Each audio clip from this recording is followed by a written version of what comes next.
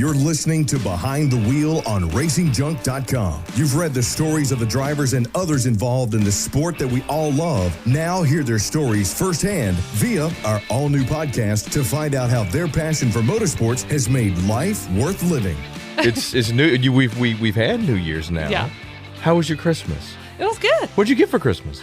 Actually, we put up a mural in my house. Who's she?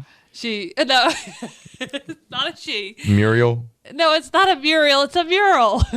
What the hell's a mural? Oh, is that one of the painting things?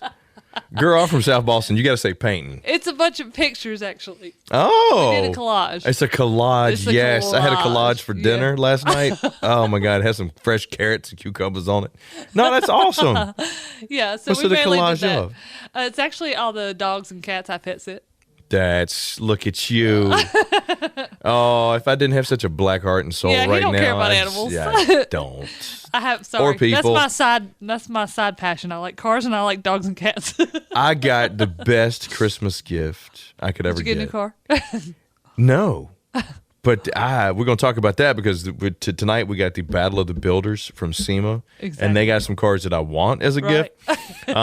There's one in particular, which we're going to talk about when we talk to them. But no, I got a Patriots loss. Oh, screw you.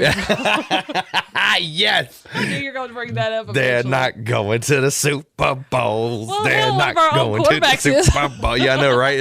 Isn't that what, like, all of them, like, but the quarterbacks both are, like, under 26 or something? Yeah, and, don't tell me that the NFL didn't plan on that. Come on. They had Drew Brees lose two back to back. Don't tell me this wasn't planned. See, but here's the thing I don't get. NFL They 100. don't want Tom to go every year. Right. NFL 100 this year. Right. They should have had the Packers And the Chiefs. Patriots. The Chiefs, because what was the first Super Bowl? Oh, yeah, it was Packers and the Chiefs. Packers But Chiefs. see, I'm on my Patriots Super Bowl. Oh, whatever. Yeah, please. Especially if Tom's going to leave us. Ugh. Well, I mean, when you talk about people who are in the know, I want to thank You're our not? recent guests. Yeah, I'm not. Dan Kahn from Kahn Media, the automotive collector Bruce Meyer. Wow. I know, right? Wow. Oh, and I just found out right as they're opening up, they're getting ready to open the James Hetfield Yes. collection Yeah. at Peterson. We were talking about that. Yeah, the Metallica collection. Actually, James hasn't been around any of the public before he's going to this appearance. Right. Except for he went to a restaurant the other day and somebody caught him. But but he has been in rehab.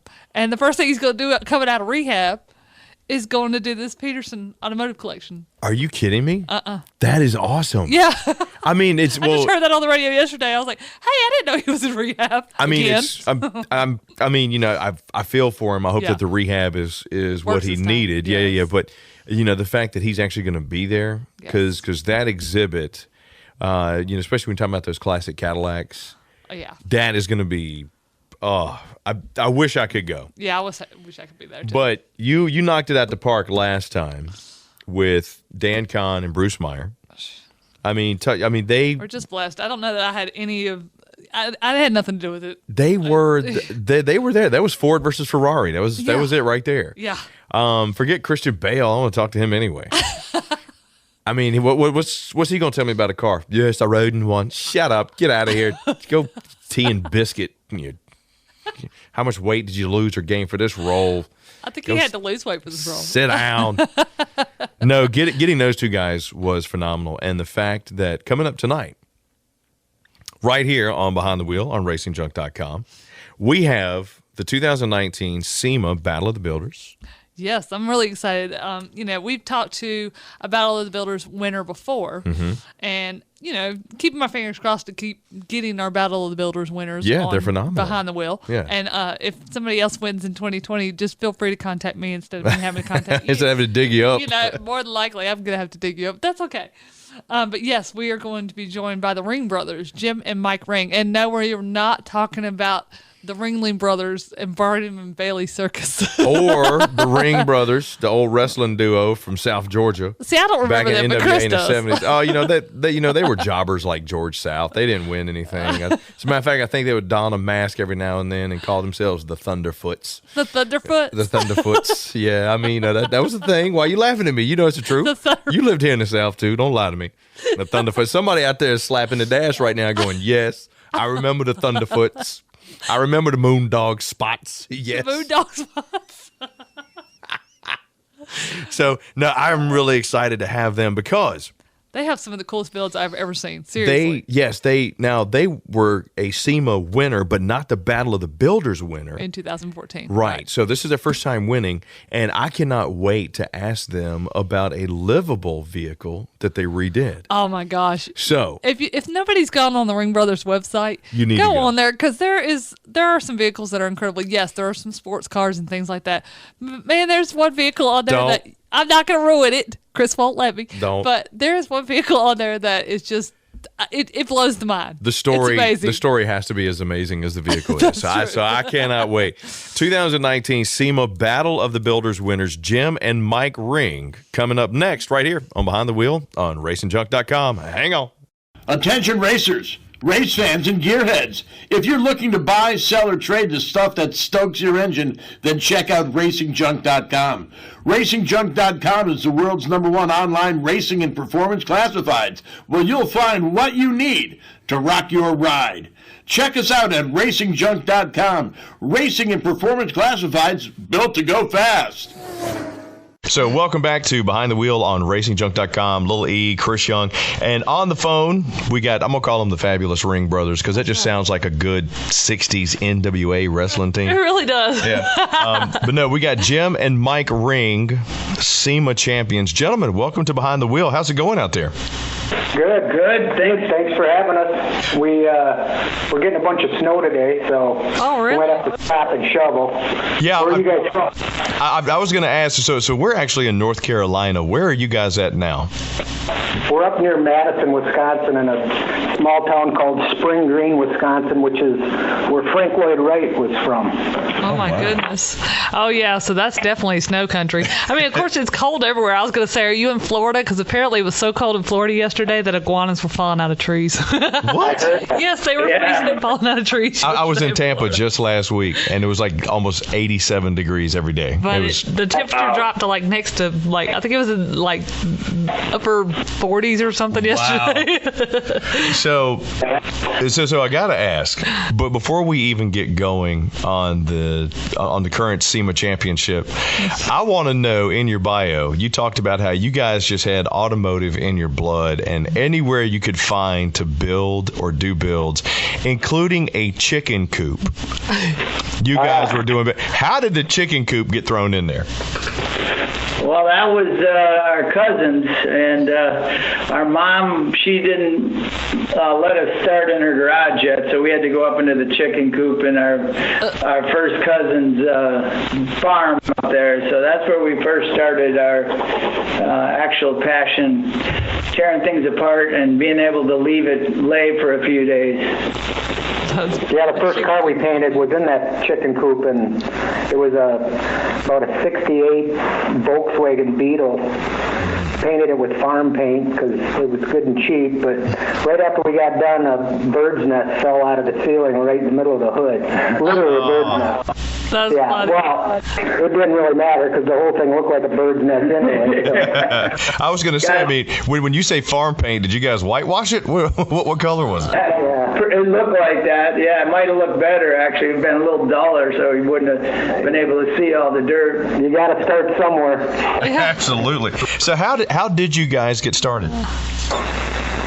Really, we both had good jobs, and I was in Denver, Colorado. I was a crane operator for a construction company. This is Jim, and Mike was working for an environmental company, and my sister, who also worked for that exact same company, called me. I was in Denver at the time, and she called me and said, "You want to go to work for this company called SOS International," which Mike was working for, and she was. And I knew I wanted to get closer to home, so I moved back to Chicago. And after a few years of that, I knew I didn't want to raise my kids in Illinois or Chicago.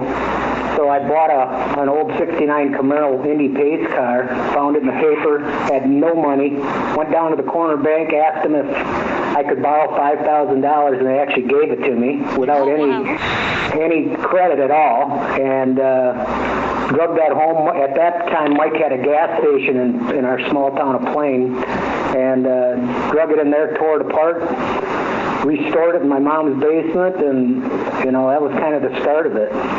Just decided I didn't want to go back to Chicago. I wanted to be in cars, and obviously misery likes company, so I asked Mike to get in business with me, and that's kind of how it happened. Yeah, so I was working back and forth in between, but I was living in Nashville in '94, and then we came back, and we've been partners ever since. Wow. I love hearing stories about people starting things basically from the ground up. I mean, with next to nothing, and then turning it into something successful like this. So once you started, was it your goal to just build cars and, maybe get a little accolades here and there, or was it just to, see what you could do? I mean, did you have a dream to say, someday we're going to be at SEMA? Or was it just, let's just see what we can do to help people restore classic cars, that kind of thing? No, really not at all. We didn't even know what SEMA. I didn't know what SEMA was, and to be honest with you, it started out as a collision business just because we figured out we could make money doing collision, and then Mike and I, obviously with our passion for cars, we've always loved cars. We buy something and restore it or fix it up ourselves, and then end up selling it, and we finally figured out that there was people out there that actually wanted us to do their car, which was kind of cool. And that was really the start of it. But we had no idea what SEMA was. I remember my wife, Peggy, calling the magazines, trying to get them to put a picture of our car in anything, telling them how cool our cars were. And, that never happened. Obviously, fast forward, when we're old people now, we got a few magazine cars, but it's just funny how life is, I would say you got more than a few magazine cars. I mean, just from the gallery alone at ringbrothers.com, it's like, wow. And there's two that I have to ask you about before we get into the SEMA build. The 72 AMX Javelin. Is that one that you guys still have, or was that a customer car? That was for Prestone. That car was really special to me because growing up, my dad had a Skelly station, and then he sold it to my older brother, which there's 7 of us in the family, Jim being the youngest. And I used to wash that car on Saturdays and change oil in it. And it really was a car that I thought was cool back in the day. I remember when he bought it brand new in '72, and I would change oil in it, and it just so happened that the guy just never drove it anymore. And then Jim can tell you how it went from there. Actually, I was cooking fish for our church fish fry, and he was a couple fish cookers down from me, and he said, you want to buy my AMX? And I said, yep. And and I didn't even know he had it anymore, so we went up and looked at it. It was like a time capsule in his basement with still had the CB in it and all the Swank 70 stuff, but 8-track. It was a pretty cool old car. It was definitely with a time capsule, but we ended up buying it, and then Prestone. Well, we waited. We always wanted to build it. Yeah, but we just kind of sat on it, and then Prestone Antifreeze came to us and wanted to do a corporate car, and I think in their minds they were thinking Camaro or Mustang, and so we pitched that AMX on them, and they're like, why that car? Just because nobody's ever really done one. And, obviously AMX used parts from about every supplier they could get, and they wanted to get the point across that their antifreeze worked and everything, so what a perfect car. I was going to say, you do not see AMXs on builds, and even more rare are Javelins. And I mean, when you talk about one of the muscle cars that really didn't get the love that muscle cars should have gotten, that Javelin's right up there. And that build is absolutely gorgeous. Yeah, Chris is over here drooling. I'm afraid he's going to short out the mic. Yeah. Which, by the way, don't even try to sell this car to him, because I'm telling you right now, Chris does not need anything that goes fast. Not only that, I mean, in most states, I'm not allowed to drive. Yeah, exactly. Or you talked the story about going to the bank and getting $5,000 with no credit. I got so many banks chasing me right now. It's like, could you loan it? Exactly. Well, the Javelin, that car, what really really killed those cars was so much nose out front. And by moving that wheelbase ahead 6.5 inches, it really brought that car to life. And I think it made it, because there's a lot of cool lines on those cars, and moving them front tires ahead that far, stubbing the nose off, it really changed the look of that car. Yeah, it's beautiful. So the other question I wanted to ask about the cars and the builds, who gives all of your builds the nicknames? We typically come up with something, and if we can't, the owner will, but there's a lot of really dumb ones. I kind of like the Defector. I mean, that's kind of cool. Yeah, because it went to London. I figure out why you would name a truck Clem, but hey, why not? You know. I mean, there's a story behind everything. So, Madam 5 is one of my favorites. Oh yeah, too. I like the Madam. I do. It should have just been the Madam. Madam V. But see, Yeah, the Madam Madam V. needs to have some gold on her. Oh, it was Madam V, not Madam 5. Okay. Oh, Madam. Yeah, Well, I like that. Then. yeah. Okay. All right. Give me the story behind that one. Madam V was Wes Rydell, the owner of that car, wanted to name it after his wife, and his wife's name's Vivian, so it became Madam V. That's why we name it Vivi White, and we've got underlying stories for everything, like that Javelin, that color. It was actually a BMW color, an M3 color, and Jalop nicknamed it the ugliest color of all time. So we called the car Jalop Gold. I was going to say, they use that color on everything, and they're calling it ugly. I'm confused. Okay. The color of their website's that. Okay. I am curious what all you all did to the Madam V, because I personally like her a lot, and I think she's got a female, like, you know, femme fatale kind of That's a feel strong to her. feminine car. That's right. Yeah. That's not just like a girly girl car. It was a really cool project for us. The guy brought us two 2016 ATSs. One was a V. The Vs weren't even out yet. It was coming, so he told us to go buy a regular ATS. We're talking brand new cars. Cut them apart and built, and 248s, and built two of those cars, or one car out of 4 cars. And everything in that car works except the curtain airbags. Everything else works. Airbags don't work in cars anymore anyway, so, you know, they're doing billions of recalls for airbags not working. Oh, I like the backside of the car. Oh, my gosh.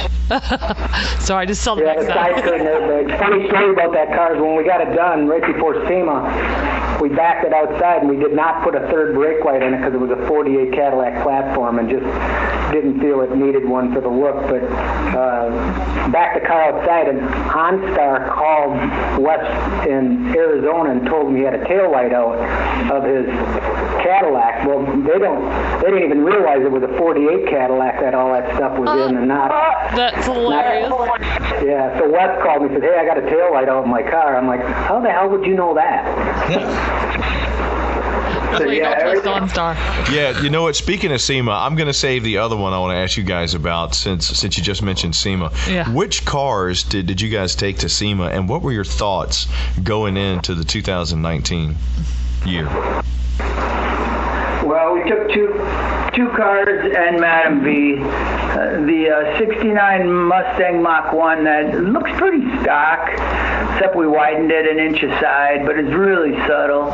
You know, we did what the owner wanted, more race theme, race numbers. I mean, we didn't have any expectations. We just thought it was a nice car, and we have some sponsors, so it's nice to put them in their booths and get some traffic for them.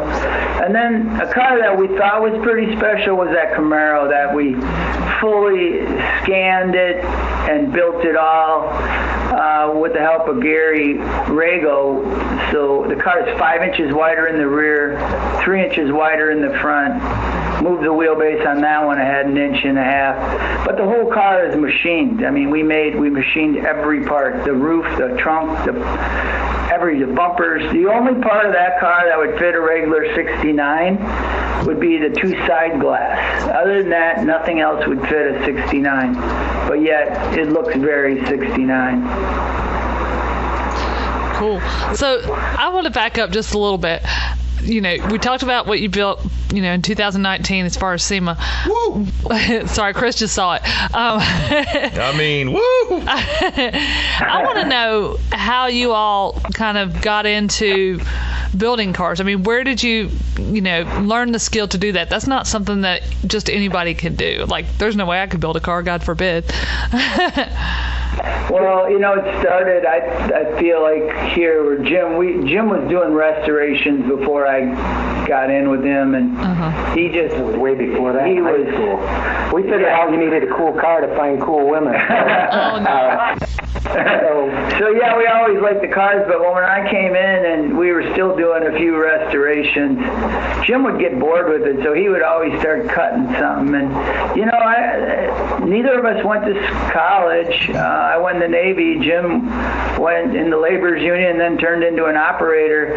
But it's just a passion that drove us to keep digging. Collision really helped us see how new cars were made, try to incorporate as much of that into our builds.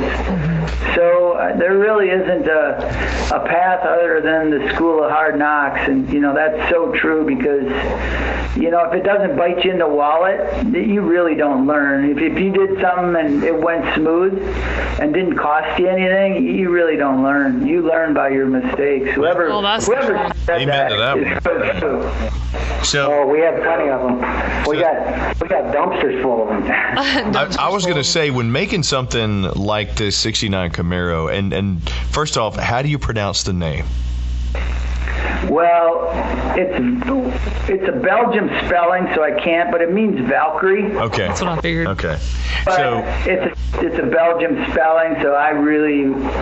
It has to do, the owner picked the name, by the way, but it has to do with the angels that pick the soldiers on the battlefield that are going to die or something like that. The ones that live or whatever, yeah.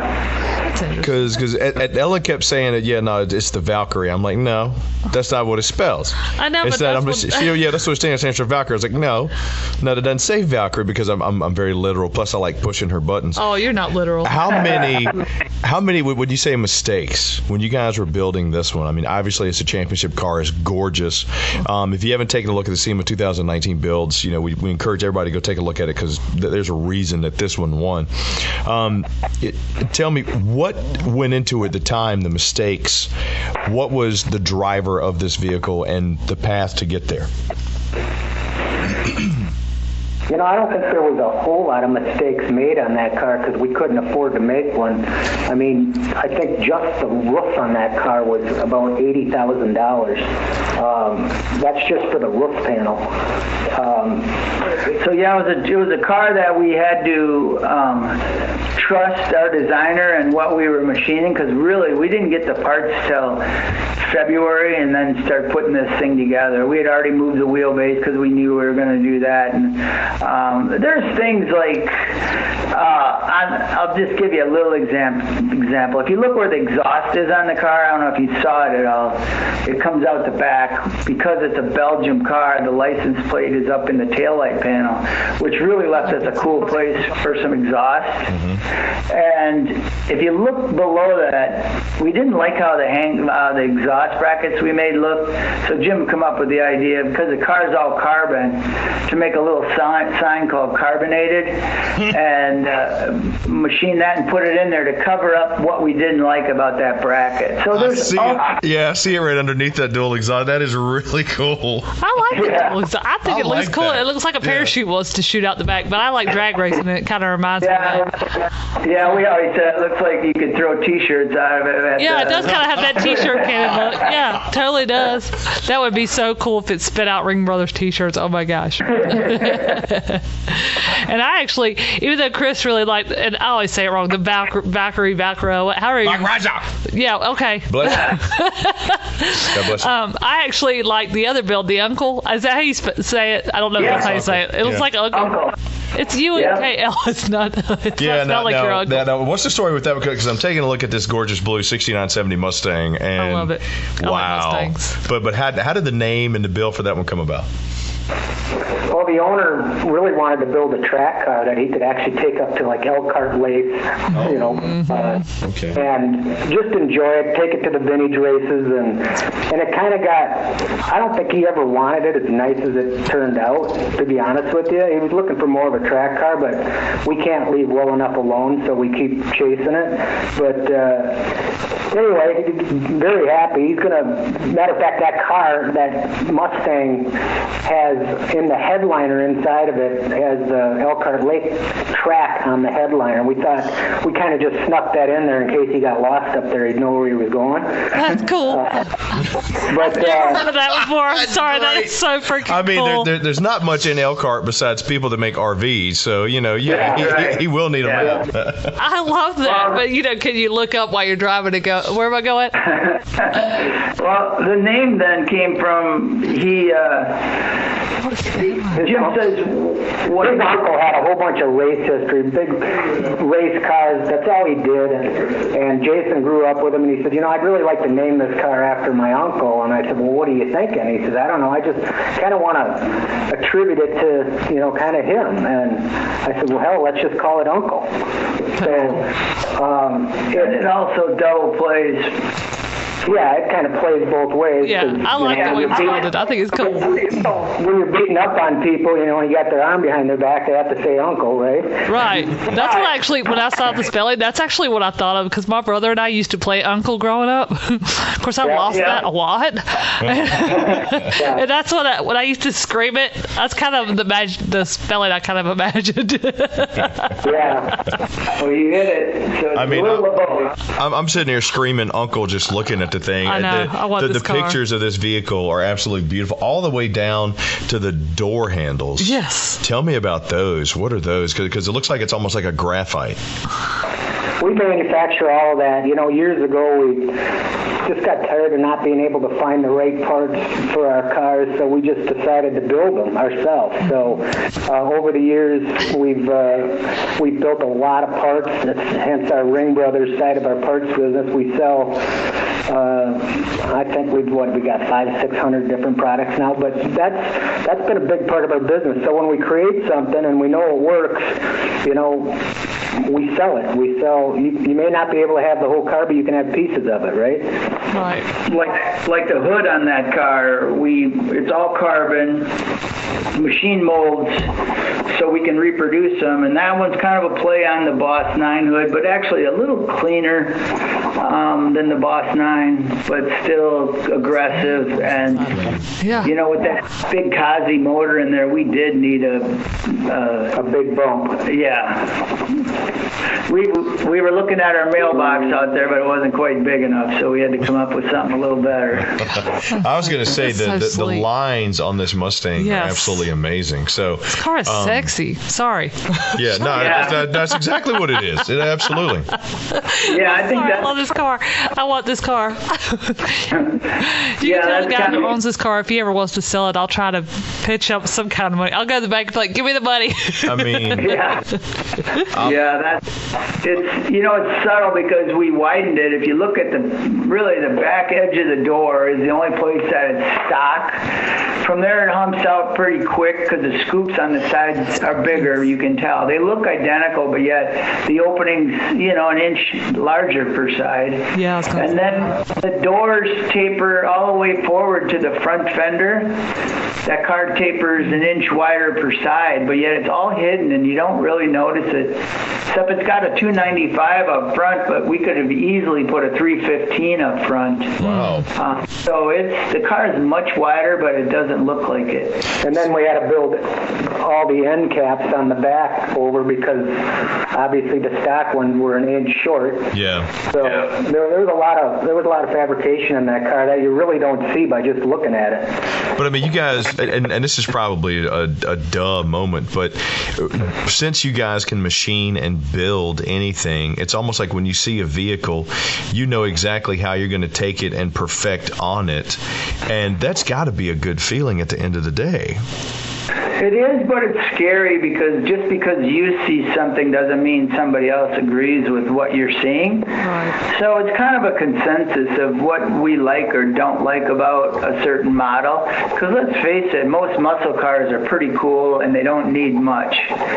So you can actually make them uglier. There's a lot of times people cut a dash out of a car, and should have left the one that was in there, right? I mean, people do it just to do it instead of really looking at it and does it need it, right? And people want to build a spoiler. They want it 8 feet tall so that people know they built the spoiler. It's hard for somebody to make one a quarter inch larger and go through all that effort to make a change where people don't know if you did it or not. So it's hard.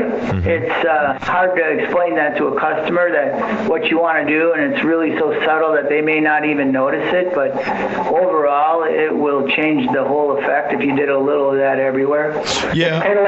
It's kind of like an Easter egg hunt. You know, you really got to study them to find the differences. Maybe finding Waldo or whatever is a good way to put it. I have a feeling that the Waldo is going to be one of your next vehicles you guys build. Yeah. But I mean, Black. going back to customizing, Ellen loves the fact that I put a Porsche whale tail on the back of my 97 Geo Prism. It's so ugly. I mean, Sad and ugly. it's a subtle touch. It's a subtle touch. Okay. Yeah, you can see him coming from like 5 miles away. I don't know how subtle he's talking here. I'm like, what did he do? Why? When you go camping, you can have a picnic table. That's basically it. You basically can eat off the back of this thing. It's ridiculous. I mean, it's at a 35-degree angle, but if you sit on one side, that's fine. Well, obviously, a lot of people must have liked the builds that you guys did because you just won SEMA. So tell me how that felt. You know, we've been in that competition a few years now, and like I said out there, we were always the bridesmaids, never the bride. So it was kind of fun to win it for once, you know. And there's a lot of really nice stuff at SEMA. It's just hard to believe you can, get narrowed down to 12, much less to win it. So yeah, it amazes me that they narrow it down the way they did. In fact, this was what, your second award or your third? Well, we've been in it, I don't know how many times.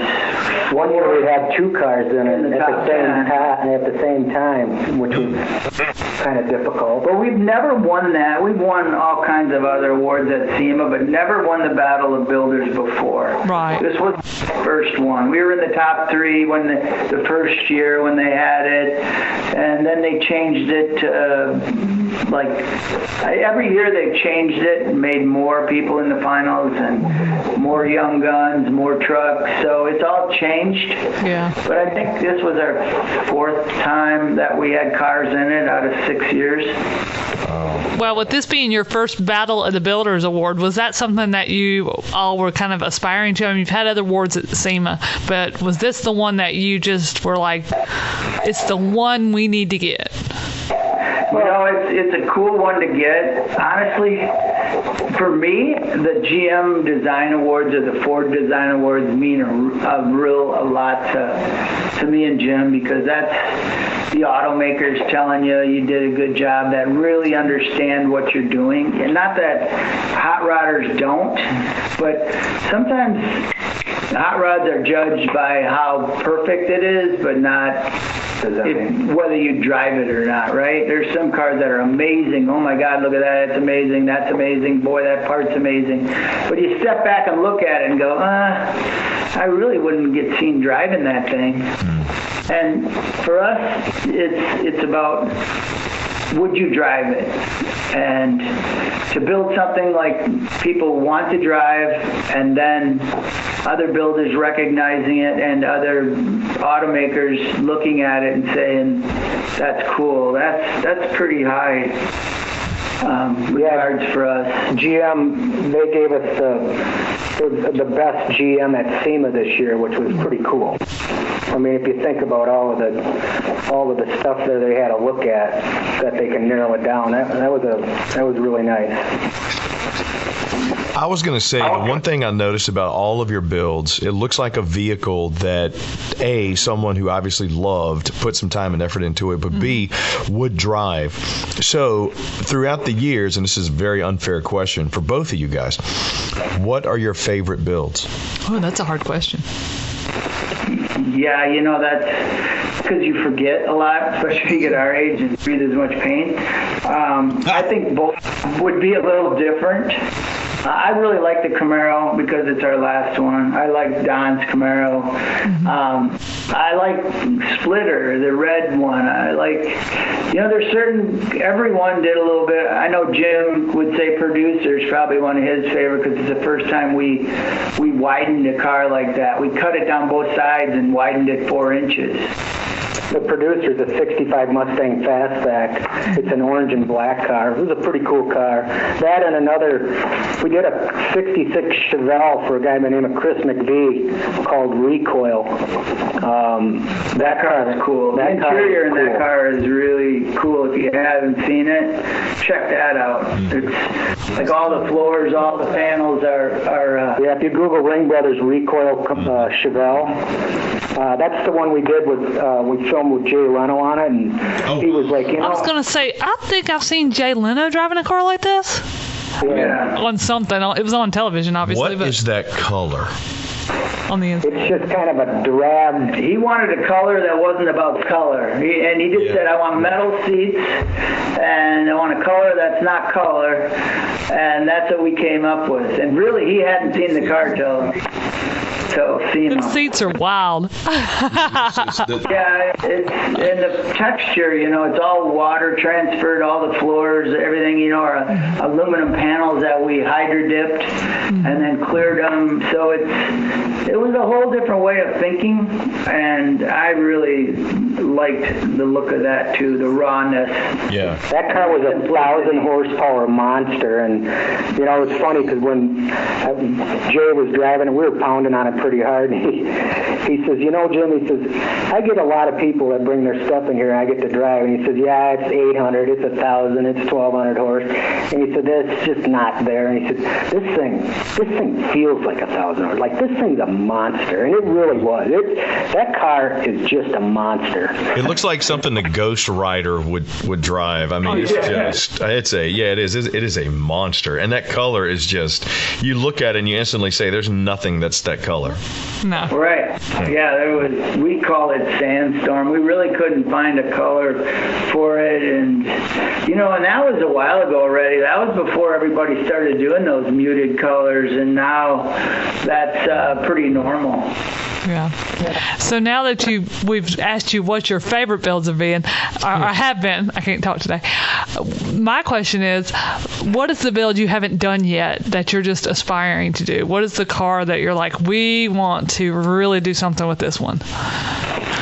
Well, it's funny you ask. We designed a truck with Gary Regal, but it was a 48 Chevy pickup, basically just part of the cab, that looked like it ran into a Formula One car. And we did all the design on it. We had we were going to build it for a guy. It was going to be a very expensive vehicle, a lot of carbon.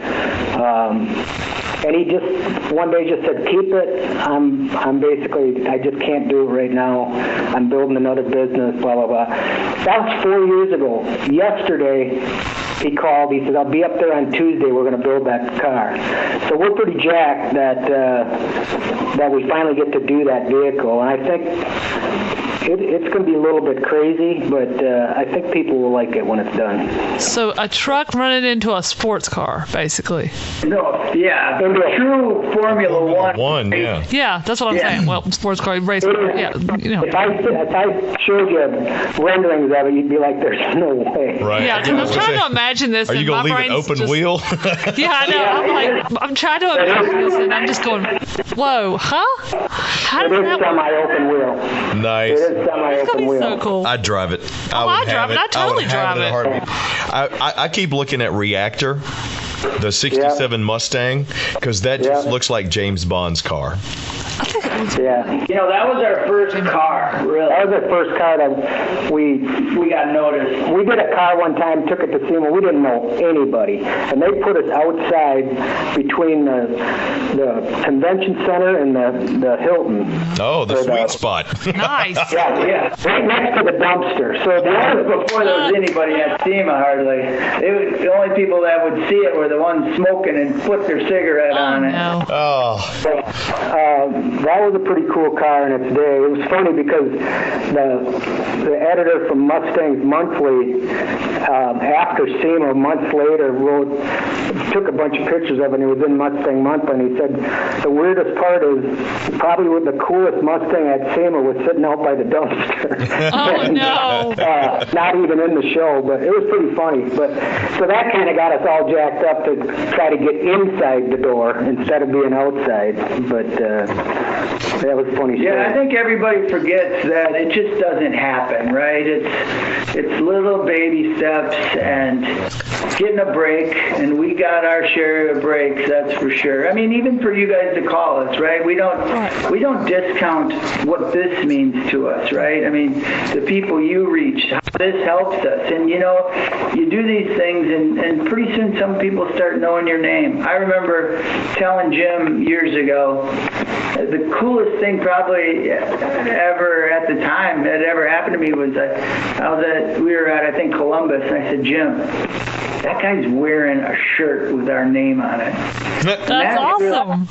That was like, wow, somebody would actually want to wear a shirt with our name on it, and it was really, you don't take any of that for granted, and you don't forget those types of moments. Everybody thinks it's about a show, winning this, winning that. It's more about the people and the little things that happen to you than the big award. Yeah, definitely the people. We've had the opportunity to meet just amazing people over a stupid car. Let me tell you, that is probably the best thing in all the years of us doing this podcast. That's probably the best thing we've heard anybody say. That's true. That really made me smile. And you're right, it is about the small things. Ellen and I were at a race a couple of years ago, and I walked over to the wall and I was like, look, they have pictures of me up at this race. And Ellen said, that's a wanted poster. Yeah, it doesn't matter. It's still cool. It's the small things. It's notoriety. Yeah, that's the only time you're going to see posters of Chris up, because I was going to say, I don't remember seeing this poster. Oh, yeah, the one thing. Oh, yeah, okay. Now I remember. So I was like, what's he talking about? There are no posters with his face. Oh, the one. Oh, yeah. Because he's got a scary looking face.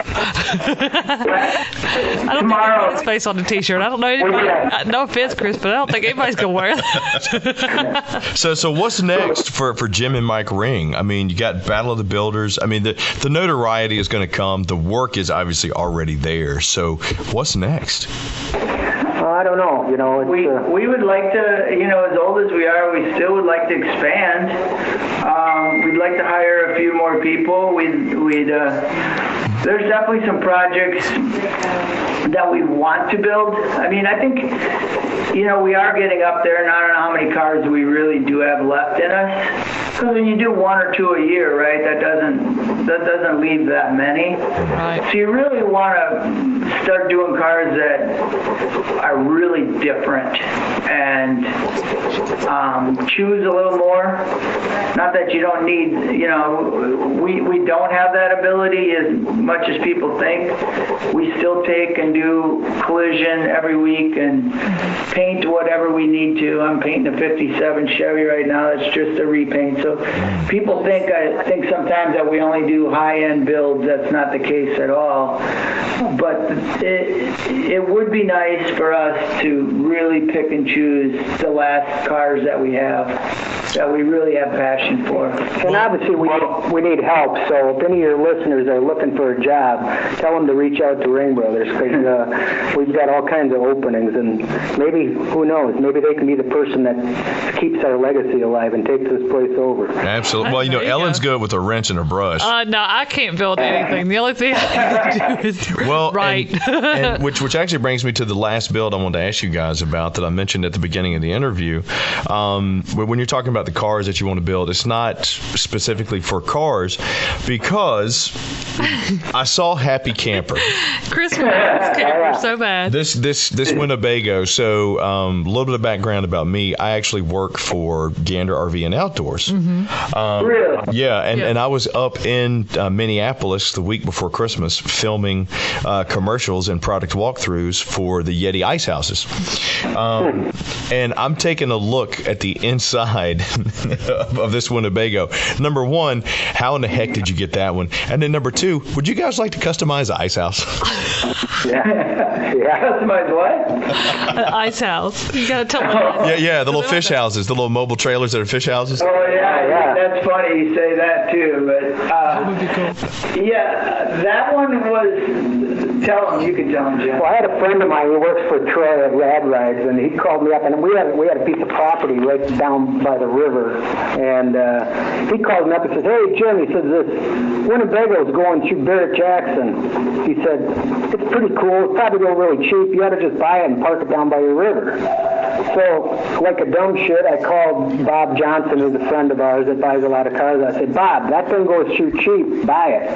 Because we weren't getting out there till Thursday, and this was like on a Tuesday night or something that this thing was going through. Right. So we get out there, and I'm outside looking at this Winnebago, and I'm like, what a dumpster. Like, oh my God. It's a dumpster on wheels.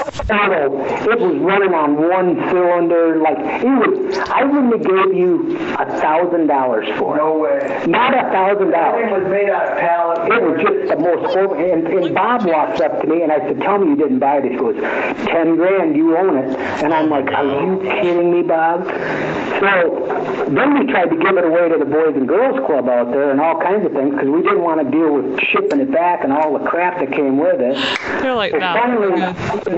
Finally, we spent another $2,500 or $3,500 shipping it home, that we were going to just put it in the dumpster. And, we pulled it in the shop, and we just started gutting the thing. We just took everything out of it.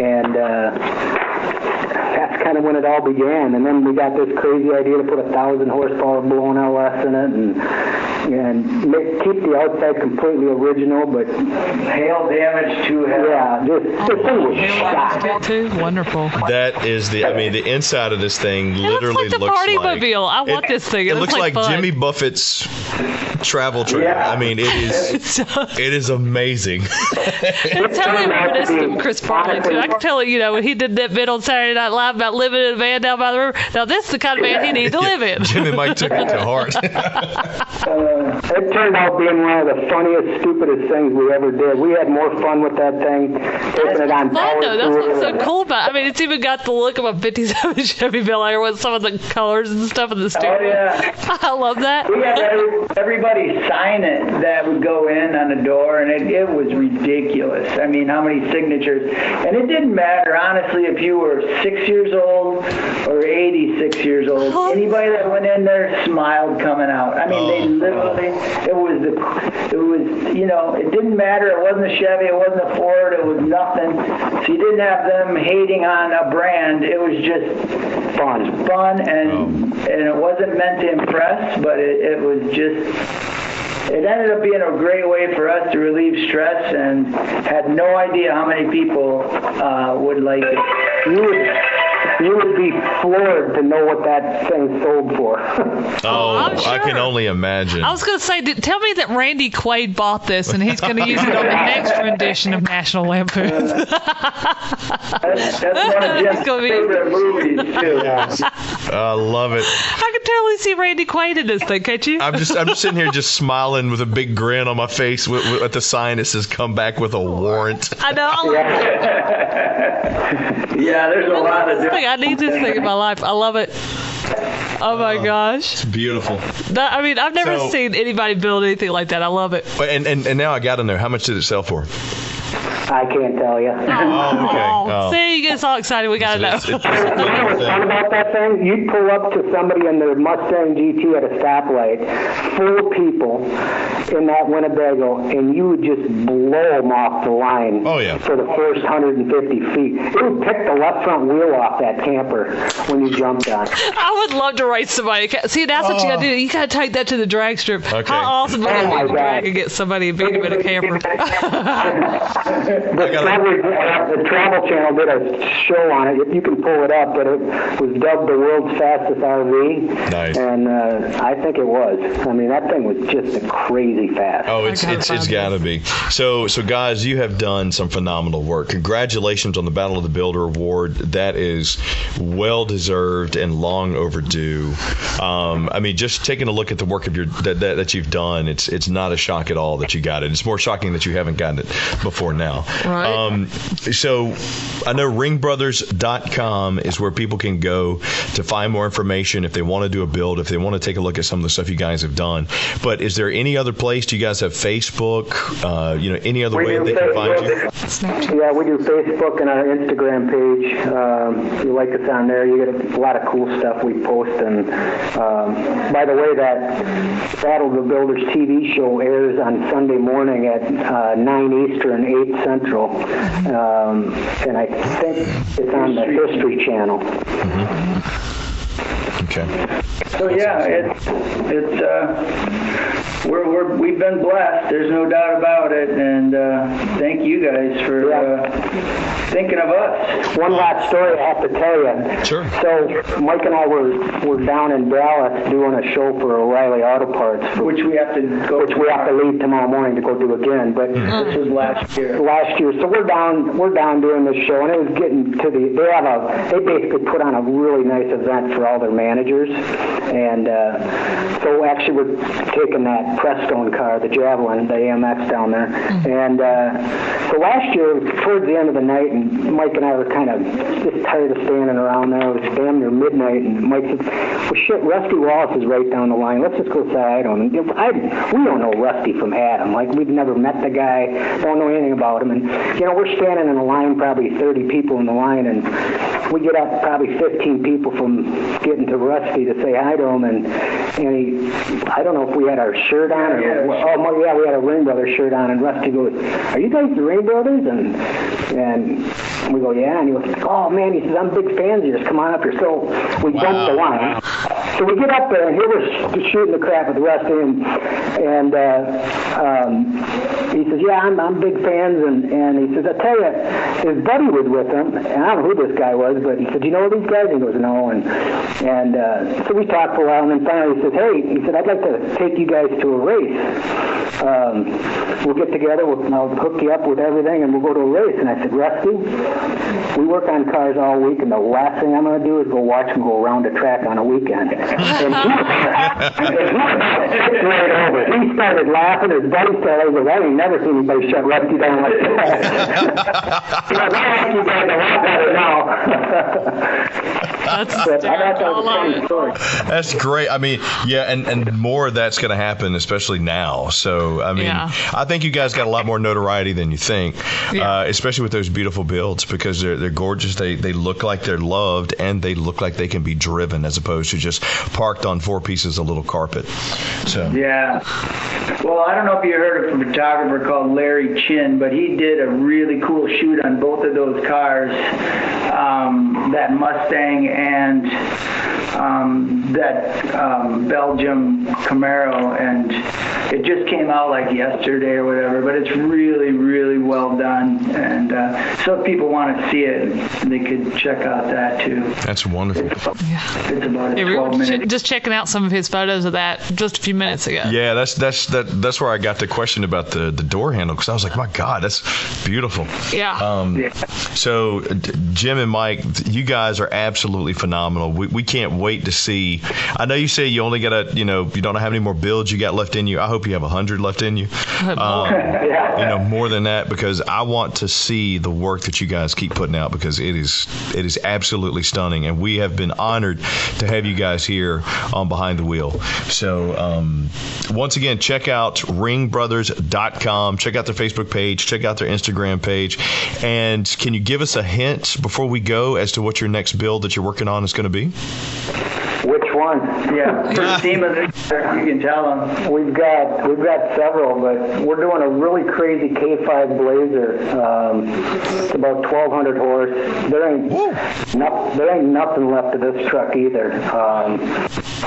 We're doing a 69 Dodge Charger for a guy out of New Zealand. His name's Greg Murphy. He's a race car driver down there. Supercar driver. We're doing a 68 Mercury Cougar. We're doing a 65 or 64 and a half convertible. Another 69 Mustang Fastback. And that's it right now. That's all I can tell you right now. That's it? Okay, all right. It. That's all. Nothing else. Here I was thinking, they had one really cool one that they're like going to focus on. No, just drop 12. I know, right? Yeah, we got that many started, but really the only ones you'll really see at SEMA is that Blazer and that Charger. Yeah, I want to see this Blazer. This Blazer's That going to be Blazer awesome. sounds, 1,200 horses. Yeah, the Blazer's different. It's cool. It's different, like way different. Wow. Well, guys, thank you so much for spending time with us today. We look forward to checking in with you again, as always. Thank you. Congratulations. Yes. And, man, we just can't wait to see what you guys continue to build. I appreciate it. Thanks to both of you guys. Appreciate it. Absolutely. Thank Jim and you. Mike Ring Brothers. Thank you, guys. We'll look forward to talking to you soon. Sounds Sounds good. Take care. Yep, bye. I would just like to say I kept my cool on that one. I didn't ask them for anything like I usually do. Oh, you were kind of pimping one out. I was trying to pimp one. If he wanted to donate Yeah, right. that Javelin or that Winnebago, which apparently sold for some ungodly amount of money. Found out how much that sold for, but I bet it was millions. I'm thinking six figures. I am too. I'm thinking six figures. And I bet Chris Farley contacted him. At one I bet Randy Quaid did too. I think you nailed I that bet one. Randy Quaid got it. Shitter's full. I mean, it's if whoever bought that, if they did not recreate that scene in front of somebody's house, But I'm mad at you. They're wrong. You need to do it. they are absolutely wrong. I am blown away by Jim and Mike Ring Brothers. Please go check out ringbrothers.com. The Yeah, I don't know how to say this. It's like, as soon as he said Belgium, the first thing that popped in my head, what do you think it was? I don't know. Belgian Beer. waffles? Yes, no, see, yes. I was thinking the See, waffles. you were close. It was either going to be the waffles, bread, or beer. It was beer. See, he thought beer. I thought waffles. And when I saw that name, I was like, ooh, I bet that's a good brew. My God, that car, no wonder it won Battle of the Builders. That Camaro was out of this world. I don't know. That uncle was having me scream. Of Uncle- course, it's my favorite color, so Well- that does help. But you know, it's so amazing to me that they can just take the things that are built. I mean, by these manufacturers, by these builders, they're built tremendously well. They see it and they say, you know what, we're going to improve on it. We're just going to move this 1 inch. We're going to move this 1 inch. We're going to add this. We're going to change that. And that is what separates it and separates them and anybody else doing this type of thing from what's already out there on the market. And when they do that, to see the time, the effort, the passion that they put in it, to see it pay off with a championship like the SEMA Battle of the Builders, I got no words. I know. Taking it an inch. And as you look at it and you go, my God, that's a gorgeous vehicle. Well, not that, I mean, the door handles you liked on the Yeah. Uncle car. He's like, I mean, we we're machine just gonna do those. Yeah. Yeah, because we can't find the stuff we like, so we just decided to We're not build going to do it. that fiberglass plastic looking crap that you see. No offense to some of the Which manufacturers is fine. out there I these understand. days. Yeah, They're I fine. dig it. I Look, get it. But it's a business. You got to be profitable. Yeah. That type of stuff is how expensive. are you? I got to ask though, all you automakers out there, how are you profitable when you are literally got millions of vehicles having to go back to the manufacturer? It's financing. Another defect. It's financing. It's financing. Let me tell you, it's financing right now. I'm Another gonna give you. airbag defect. I'm gonna give you a pro tip right now. You want to get the best deal on anything that you buy from any whatever. You go to them and you say, yes, I'm going to finance. Then you beat them up, but you show up with a check.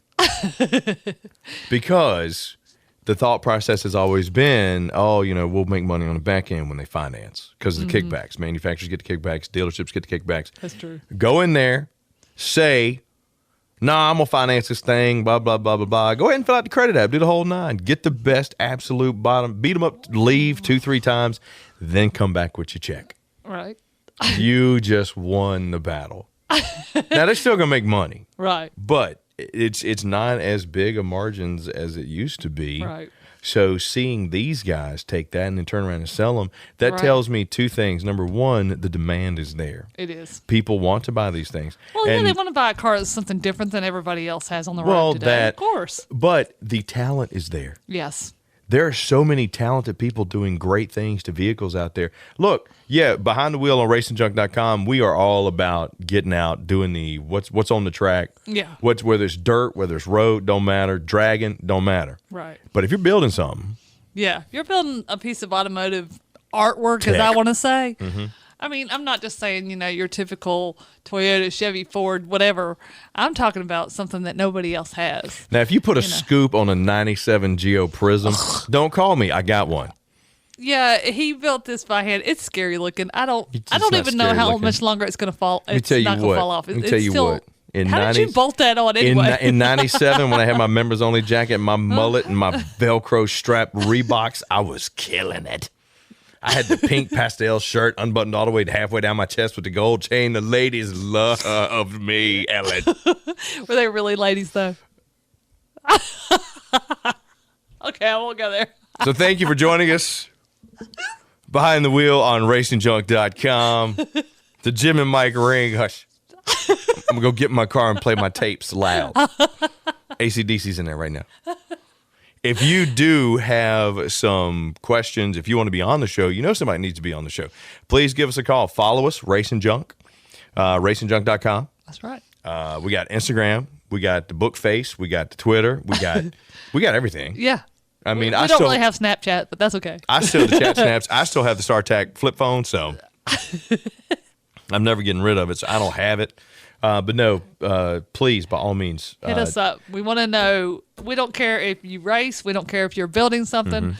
If you're just getting into the game, we want to talk to you. Yeah, and please, if you like the podcast, like and subscribe. Leave us some comments and let us know what you like, what you didn't like. We love hearing from you. The only way for us to get better is by hearing by the folks that like and listen to us. That's right. Because our audience is who we're trying to please.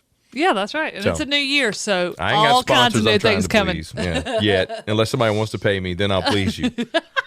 That's Just okay. We got to cut it off. I there will 'cause it's gonna go. sell. You can reach me, Chris Young. Just call me. My numbers on practically every bathroom wall on the East Coast. You just call me if you want to sponsor. Have me say pretty words for you.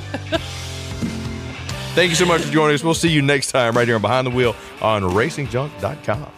Chris just called himself a sellout.